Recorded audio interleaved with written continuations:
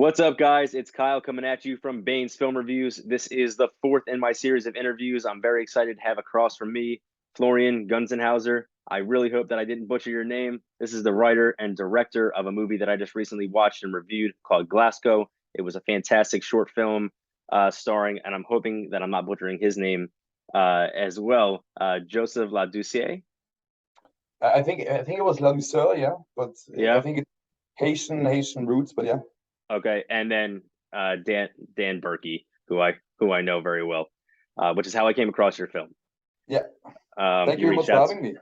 Yeah, of course. I'm very glad that you're on here. I actually watched the film a few months ago. Dan sent it my way and just asked me to hold on to the review because it wasn't released yet. So it's been a little while. I rewatched it recently because I wanted to brush up because it had been so long since I'd seen it.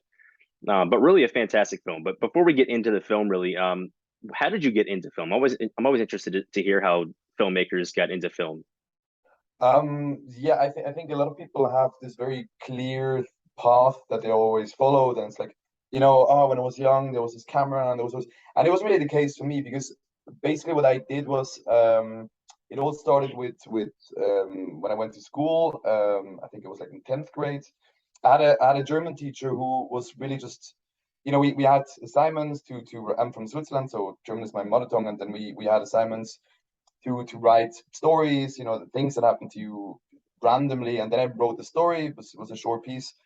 And the next day when we got our grades for it, he came over and he said, I think you have some talent when writing, and you should try to pursue that. And my wife, his wife, worked at the local newspaper where I grew up in Basel in Switzerland. And he said, yeah, just do an internship, and I can talk to my wife, and maybe you can just see how it works. So long story short, I did an internship, did some months at the newspaper. Then I did an internship as well at the radio station, because I just wanted to see the different branches of journalism. Sure. And the last thing that was missing was basically TV. And then did an internship at TV, and that's what I liked the most. Did a lot of casting for reality TV shows, and one day one of my bosses, she got pregnant, and they needed a replacement to direct the Swiss version of The Bachelor. And they were Oh, like, yeah, okay. can you do it? And I was like, well, I have no idea what I'm doing. And they said, yeah, don't worry, you'll get into it. So I started directing TV shows, and I did this for roughly 5 years. And Mhm. after that, I realized I was turning 30 a year ago, and then I realized I wanted to see something else and try something else, even though I like TV. Um, Moved to New York. I gave up my job, my apartment in Switzerland, moved to New York, because I was like, fuck it. Oh, sorry, maybe I'm not allowed to curse. I No, was like, no, no, go for it. I was like, I might as well see what the other part of this whole spectrum is like, film, right? And I Hmm. knew that TV and film are very different, and I just want to see for myself whether it is something that I can enjoy. Hmm. Did a 1 year school at the New York Film Academy. It's just an intense course because I didn't want to do several years of school. I knew I wanted to go to New York. I knew it should be short term and it should be intense, as in doing many projects. So I Okay. saw the New York Film Academy. I thought, great idea. Moved to New York, did that 1 year program, and that's how I ended up then doing Glasgow, because it was my thesis film for school. There was just students that worked on it, and yeah, that's pretty much it. It as stupid or as funny as it sounds, I just always fell into the next thing that I did, and I never really planned on becoming a journalist. I never really planned on Hmm. working TV or directing TV shows, and things happened, and that's how I ended up in film, and that's where I work now mainly, and not mainly only. So yeah, it was a bit of a coincidence, I think, how it all ended up coming together. Yeah, that's fantastic. That's one of the more unique stories I've heard for sure. Just sort of fell into place for you, which is Yeah, awesome. And then yeah, and then just to happen to love that thing that sort of fell into your lap like that is awesome because we don't always get absolutely. that lucky. Yeah, we Yeah, don't no, always get that absolutely. lucky finding those things that work so well for us and we enjoy it.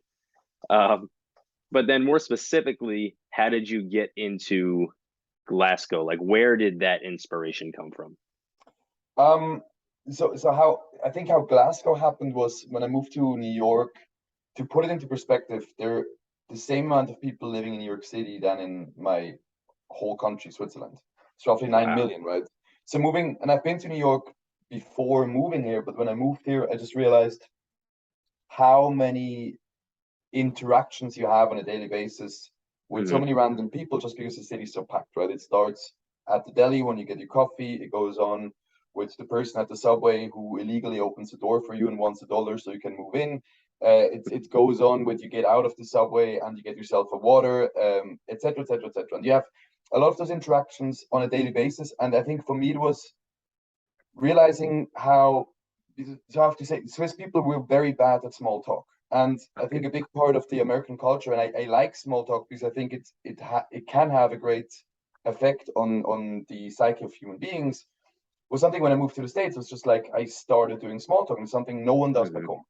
It's just we Swiss people who don't do it. It's I don't know. It's a weird thing of, if I saw you, I'd be like, hey dude, that's I love that Hurley sweater. If you do that in Yeah. Switzerland, it would just be super off. And coming to the States was like, all right, you interact with people, and I Hmm. never did this back home. So the whole story was for me more being in a city where, and I know all of the stories, how lonely New York City can also be, but just realizing that if you wanted to, and if you actually tried to take something positive away from every single little interaction that you have on a daily basis, Hmm. again, whether it's the person at the subway or at the deli owner, I think you can just take a lot of positive things away that can inherently, change your life. I don't want to be too poetic and dramatic, but can just give you something like a good feeling when you go to bed at night.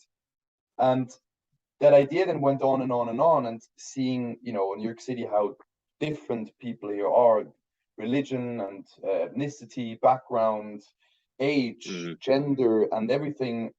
And people seem to make it work. And I Yeah. think it was in the story about Glasgow was just how little something can have such a great effect if you're willing to let it go as far, Hmm. right? Because if I go to the deli in the morning and the guy's like, "Hey, dude, how you doing?" and I'm like, "Not so well. My mother is very sick," and she said, "Oh," and if that guy then tells me, "What does she have?" Because my mother went through the same. Here's what he Hmm. can do. Here's a book that helped me. Whatever it is, right? And those might be the small things that can have an effect. So I think for me, Glasgow was just, in my case, this Swiss person moving to New York City and understanding the dynamics of this huge city and how people go work with each other, and Hmm. then just reflecting that on a such an unimportant event of a delivery guy bringing food, and they allow each other to have as much of a glimpse into each other's life to actually have an effect in the end. And I think that was the whole thing of just when I moved here and just realized how overwhelming this can be at times, and yet how yeah how much you can take away if you try to. I think that's Hmm. like the long answer how I ended up doing Glasgow. Yeah. So to your point, depending on where you go in the United States, we like to make small talk. Like New York City, New Jersey, where I am, some other major cities, you get a lot of people that want to make small talk and chit chat about a little bit of everything, especially one where you have trouble public transportation, where you're Yeah. kind of forced to be with people all the time. But my wife and I and some friends traveled to Las Vegas last year, and when we got in the car in our Uber to travel from the airport, we asked how people in general were out there. He says, "Don't expect anybody to be nice to you. Don't expect anybody to talk to you out here." So, and we actually didn't find that to be true. But I Yeah, guess the reality is that there are people out there that don't want to chit chat. They don't want to small talk. They just yeah, they have beeline for whatever yeah, they have planned for the day. yeah. Um, No, I guess, yeah, the huge difference within the country, right? And even if people say, New Yorkers can be rough at times, and it's just still such a difference to Central Europe. And I found it to be fascinating. So yeah, I guess in Vegas would be the same. People would tell me, oh, they don't like to chit chat, and I'd be like, what are you talking about, dude? I lived in Switzerland for 29 years. People are so chatty. So yeah, I appreciate that. yeah, yeah. Um, and then that kind of you kind of answered my question a little bit. But so the relationship between Kyrie and George obviously is a very unique one. You touched on the idea that you like that people from all different cultures and backgrounds and ages and things like that were able to connect. Was that always the intention to have this specific duo, or was there some play with that, or how did that this specific duo, and a young African American man, an older Caucasian man, delivery guy, and a Yeah. widow, and a widower rather, like was there some play with that? I think there are a couple of answers to this question, because I think first of all that it's a delivery guy and it's a widower, for example, those things were just randomly happening when I wrote the whole script. And Okay. I think they could be interchangeable with so many different things, right? And Hmm. that's, I mean, at the end it worked well because obviously, how why they meet, and I needed to have a reason to have that incident in the beginning, and also with him being a widower, for him to have that reason to actually go back and do what he promises that wife to do. Hmm. The other part about having a black kid and the white older man, I'm just gonna put it blatantly like that. Yeah, That yeah, was go ahead. that was Yeah. something that me as a non-American, I think it was just a bit of a slippery road to get on, because I learned more in screenwriting class and everything, and talking to several teachers, that the last thing I wanted to do is just another stereotype young troubled Hmm. black kid gets advice from the old white scholar. And Hmm. that was something that, again, right, I'm not American, I just moved here recently, and there was something where I was like, all right, hold on, like I have to be really careful that I just don't do another of those sub stories Yeah. where you have the white savior. And I talked to two different teachers, and there were a lot of factors that played into it, where I wanted the story to be in a way that they actually both learn from each other, and it's not just, Right. again, the black kid learning from the white person, right? And that's something that it was just, when I was in the process of writing the whole thing, was a lot of conversations that helped me then get to the point where I wanted it to be. And I also told both of the actors, right? I mean, I cast a lot of different Kyries, a lot of different Georges. We paired them up. I had different pairings. And in the end, it was like, all right, which pairing worked the most? Or do we have to take this George and put it with this Kyrie that we. So in the end, it felt like this was it felt the most natural, this pairing. And I also told the Joseph and Dan, the two actors, I told them, look, I'm not a 70-year-old white man living in New York, and neither am I a 20-year-old black kid living in New York. Hmm. Tell if certain lines don't feel natural to you, tell me how you would say certain things. And that was something that was super important to me, because I always said that I want the story to get from A to B, but how we get there in the end, it doesn't really matter, right? As long as you have those certain points Right.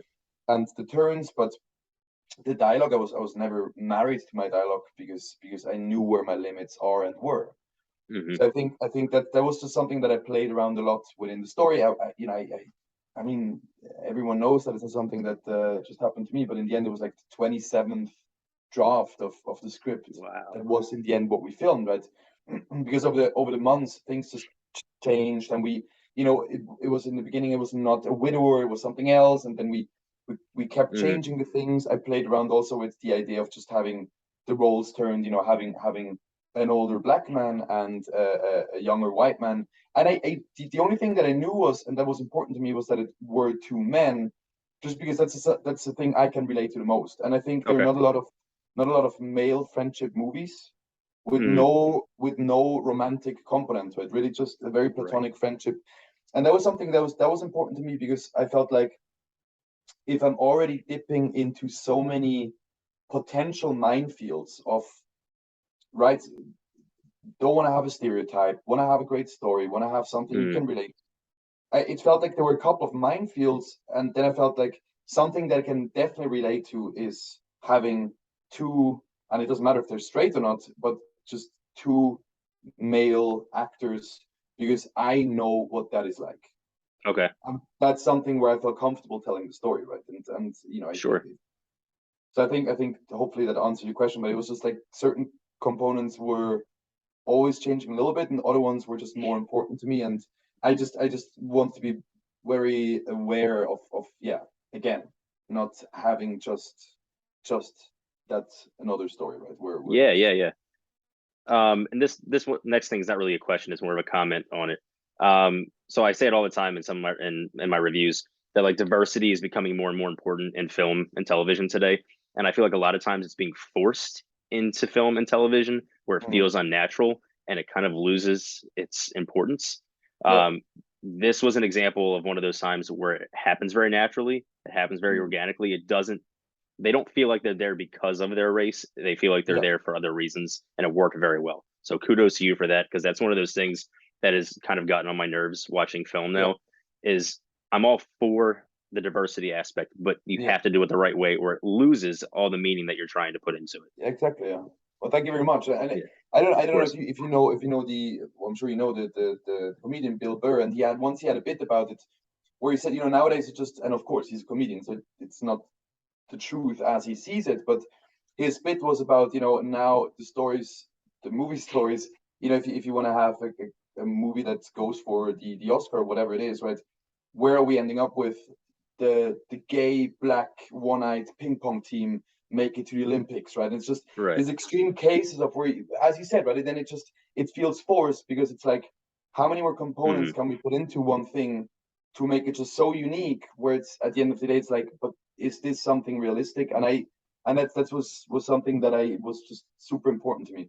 For example, another thing that I was just not aware of is the girlfriend of Kyrie in the story, Luana. She is Hmm. Hispanic, right? She's Latina, and Yeah. that was something that it to me it didn't matter at all what race that woman Hmm. had in the movie. It was just important that she's a good actress and that I believe the relationship, and I that I watch it and I'm like, all right, this it does make sense to me.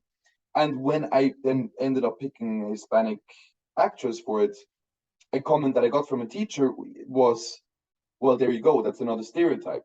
Black man with Latina woman in poor conditions that live. And that's something Hmm. that I again, I realized I was like, oh, holy shit. I was not aware of certain stereotypes that have been in this country pulled around for many years. Right. Right. So yeah, it was again, right. It was a bit of a minefield. I was like, oh, do I have to recast now? Do I have to change something? Will people just shake their heads when they're like, of course, right? The young black kid who's a delivery guy, and of course it's a Latina girl that's pregnant sitting at home. And I was like, ah. So I was just a little bit scared that with the choice that I made, and where I just didn't know any better, that in the Right. end it would just bite me in the ass. Which Yeah, hopefully and luckily I think it didn't. yeah, I think it did. I think because I think that people that watch enough film are able to understand and see the intention behind it. And like your intention was not to cast this specific stereotype. It just sort of happened that way. And I think your intention translated to the film. Yeah, So I think those of us that are really looking at it are going to understand that. And but I also feel like it's not going to affect people that don't study film are just going to look at it. It just happens. That's just what it is. And I don't think mm, it has really any bearing on the story in terms of a yeah. stereotype. So, because again, I think your intention translated very well to the film, Thank you, much of course. appreciated. Um, so you mentioned that when you were getting the script together and you did a lot of drafts of the script and you were taking direction from Dan and Joseph. So rarely do I hear any actors tell me about directors that are taking direction from anyone else. Like obviously the director is there to give direction. So Yeah, the fact that you're able to sit back and you understand that, hey, this is not, maybe this isn't my lane. yeah. Um, that's awesome too. That's a mark of a good director for sure. Yeah, So thank you. I just because I felt like I want to help them see the story as I see it. I want to yeah, feel them the story as I feel it, and I want to guide them to that point, right? It's the same reason I would never tell an actor, and now play it sad, and now you're happy. right. Because that's an emotion that you can't really play with. And it's the same way that I would if then I tell the actor, you do this to scold him or you do this to flirt with him, and that gives him then the whole path and the whole journey to get to that emotion, to that performance where we both look at each other like, holy fuck, that was it. And Yeah. that's the same thing that I looked at it as directing, right? I mean, I gave them my story. I gave them the reason why I wrote this story. I told them why it's important to me. And I told them where I see the character going and for what reason, and how the character, for what reason he might feel a certain way at a certain point. But at the end of Yeah. the day, right? I mean, it felt like as much of my work as it is theirs. And Hmm. I just felt like it was very important for them to be proactive with it to the point where they make it their own story. And this may sound a little bit stupid, but I really saw it. I really felt it that way. Where it would be easy for me to just push them into a certain sector and just say this is what I need you to do, but that wasn't the case, right? Okay. And I think that's something that I just want play with and see how we get them to the end result, which was, yeah, having two great actors. It just was just a fun ride. It's just a Right. fun discovery and fun way of seeing, oh, okay, you may actually have that feeling right now because of what the other person says or does, Yeah. something that I never thought of before. And yeah, doing that whole thing and change. And the thing is, right, I mean, the truth is they didn't change a lot of the dialogue, but it was just certain words, the way I phrase the sentence. Mm, And I was like, please, be my guests. Let's sit down, we drink 2, 3 beers, and we go through this for a couple of hours. And we get to the point where you all feel comfortable that something is happening. And it's not just that I give them lines and tell them tomorrow at 8 a.m. is call time, and at 9 a.m. Please say that in front of the camera. I yeah. felt like, I don't, for that, I don't have to get actors who were and are trained in what they're doing. Right. Fair Yeah. enough. Very good. Um, so obviously, I feel like the biggest scene was the rooftop scene, Yeah. where they're standing up there together and chatting, and they kind of had their first instance of conflict between the Yeah. two.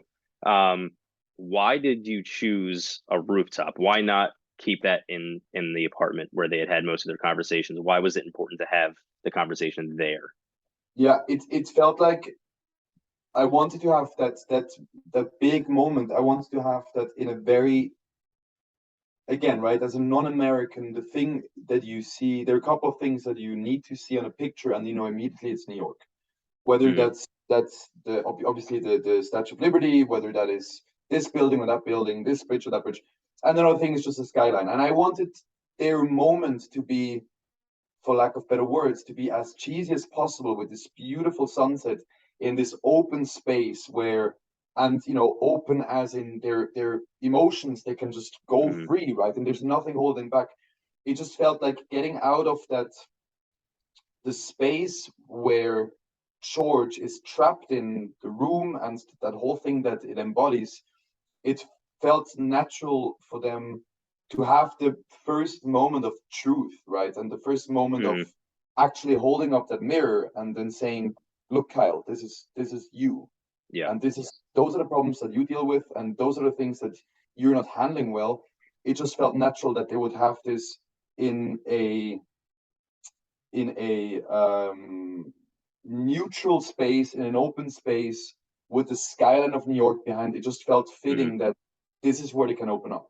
And I don't think George could open up in his room because that's his space. And I don't think Kyrie could have opened up in his apartment. It just felt so natural of playing with the light and going into the darkness and having all of the space. And this is the moment for them to say out loud what they really feel.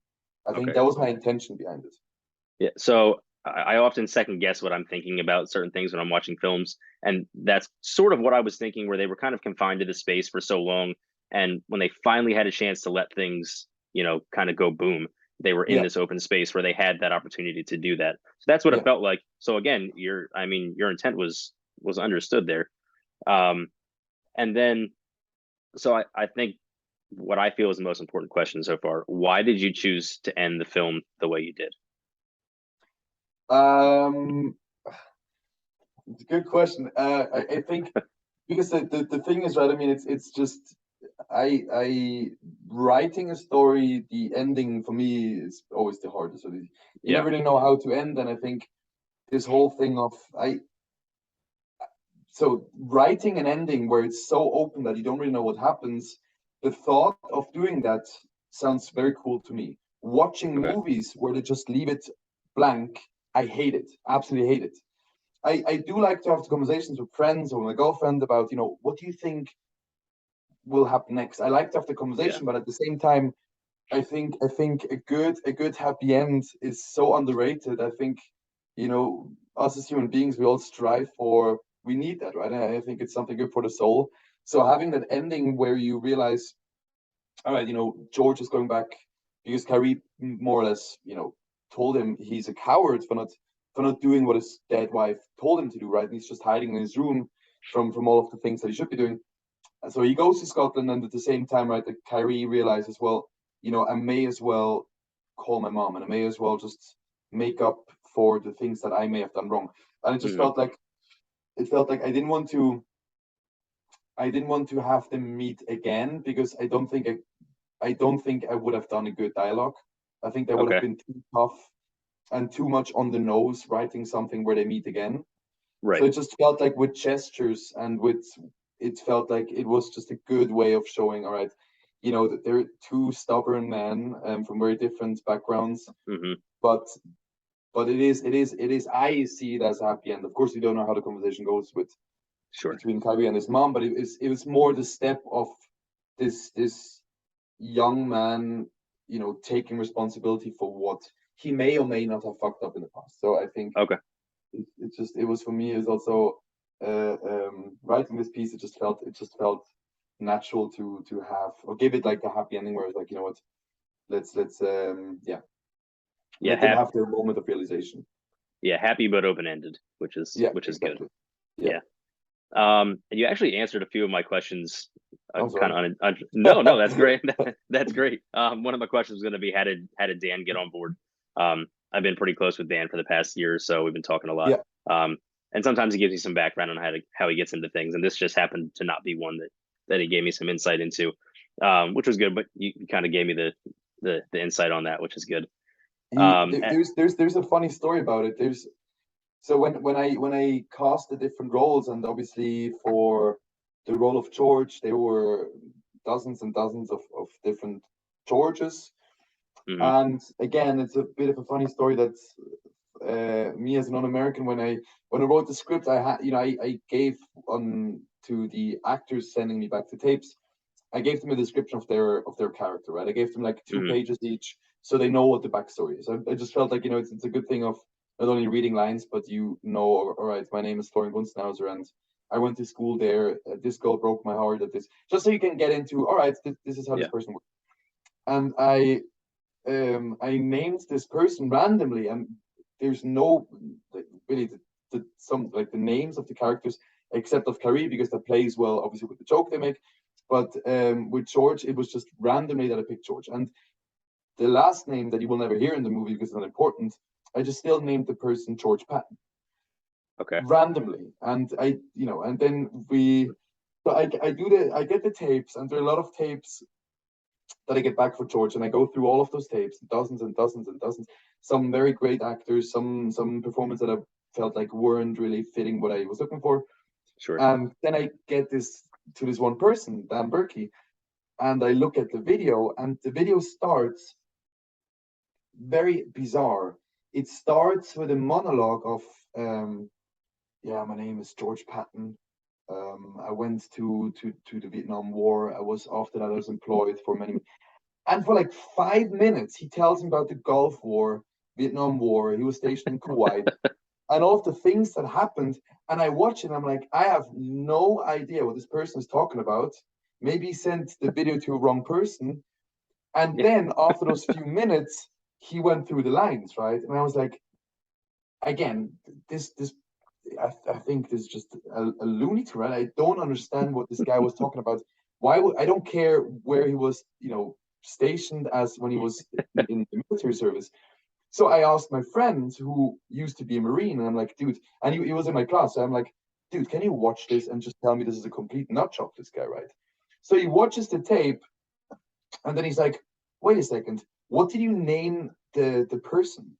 And I'm like, George Patton, why? And he's like, yeah, that was a general in the US Army. And I was like, no. So I felt really bad, right? Because now the actor Dan Burke, he thinks, there must be obviously a connection between the George Patton, who was is a veteran and the general and everything, I think was a general, and the role in the movie. So I sent an email. I was apologizing, like, I'm very sorry. There must be a misunderstanding. First of all, your tape was great, but I apologize because I did not know that this person existed. I didn't know about the history of the states, and it was just a funny thing because again, watching those minutes was like I have no idea what he's talking about, but he does it well, and I was just the reason why I was like, yeah, yeah, that's funny, yeah.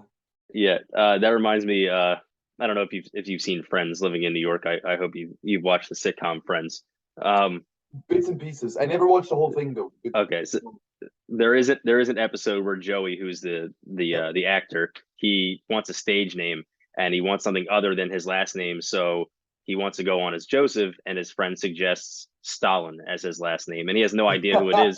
So he goes on stage and introduces himself as Joseph Stalin, having no idea who that is. um, Yeah, but so see that it happens. It happens. it does, yes. But that's a great story. Dan is a very interesting guy, just like a genuinely nice guy. Absolutely, He absolutely. just he will randomly just reach out and ask me how I'm doing, just to make sure I'm doing all right, which is Yeah, awesome. Because yeah, I've only met him through film. I've only met him from reviewing some of the films that he's been in. yeah, Yeah, just a genuinely nice guy. yeah. Um, No, but he's then fantastic. A great actor and really just, as you said, right, a great, like, just a human being, a great human being, which is yes, super easy yeah, to yeah. work with. Yeah, and he's apparently a very good cook. He sends me pictures sometimes of his baking. He's apparently a very good cook. So I unfortunately, never got to try anything. So I guess I'll have yeah, to cast him again under the one condition. Yeah, that he cooks for you guys. Yeah. yeah. um, but so I sort of wrap up with this question often. Um, what has nothing to do with your movie? What are some of your favorite movies, and like how have they inspired you? Whoa.